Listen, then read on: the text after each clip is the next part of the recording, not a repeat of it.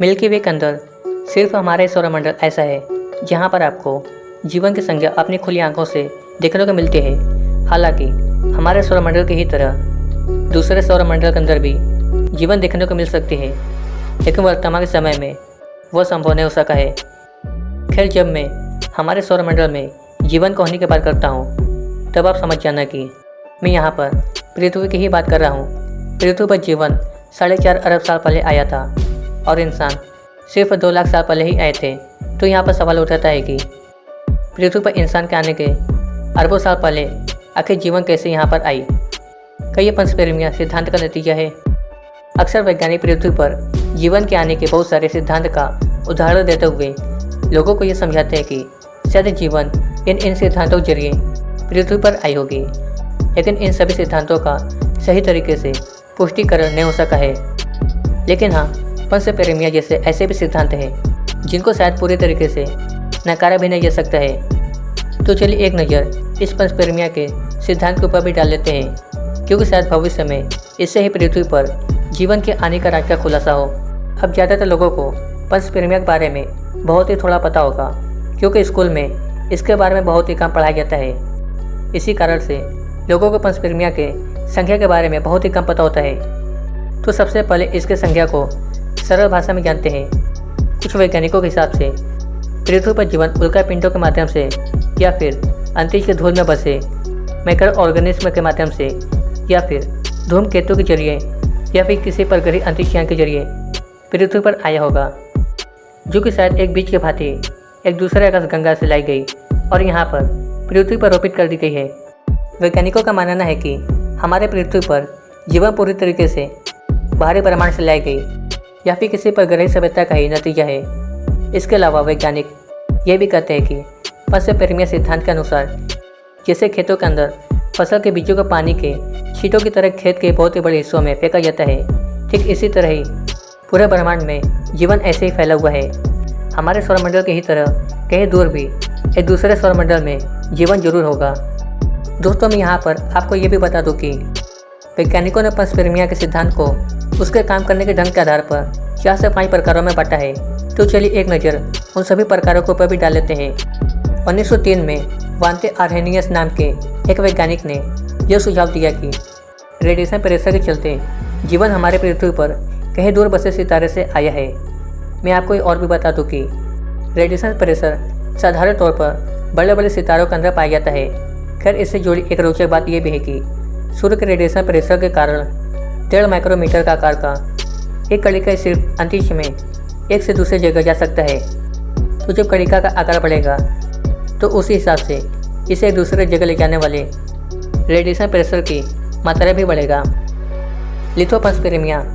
दोस्तों, लिथोपंचपेरिमिया के जरिए वैज्ञानिक कहते हैं कि ब्रह्मांड में जितने भी जीवन के स्वरूप देखने को मिलते हैं वो सब स्वरूप एक विशेष प्रकार के पत्थरों से आया हुआ है।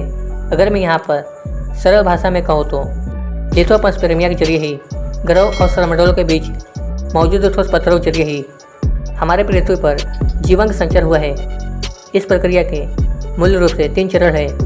पहले चरण में जीवन की पहली आशा यानी माइक्रो ऑर्गेनिज्म एक ग्रह के वातावरण से निकलते हैं। इस प्रक्रिया के दूसरे चरण में यह माइक्रो ऑर्गेनिज्म प्रतिकूल अवस्था में अंतरिक्ष में लंबे समय तक यात्रा करते हैं। बाद में जब एक सही ग्रह मिल जाता है तब ये माइक्रो ऑर्गेनिज्म उसी ग्रह के वातावरण में प्रवेश करके उस ग्रह पर जीवन का संचार करते हैं। डायरेक्टेड रेट पंचपेरिमिया।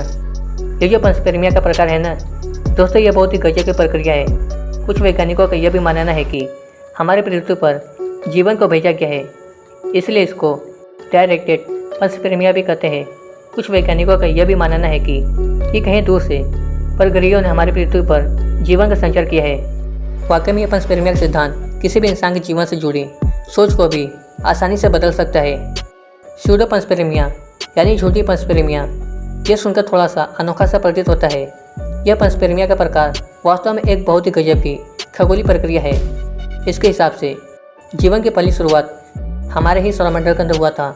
जी हाँ, आपने सही सुना। जब हमारा सौरमंडल बन रहा था तब कुछ ऑर्गेनिक पदार्थ आपस में मिलकर जीवन की पहली किरण हमारे सौरमंडल के ग्रहों के ऊपर डाली थी।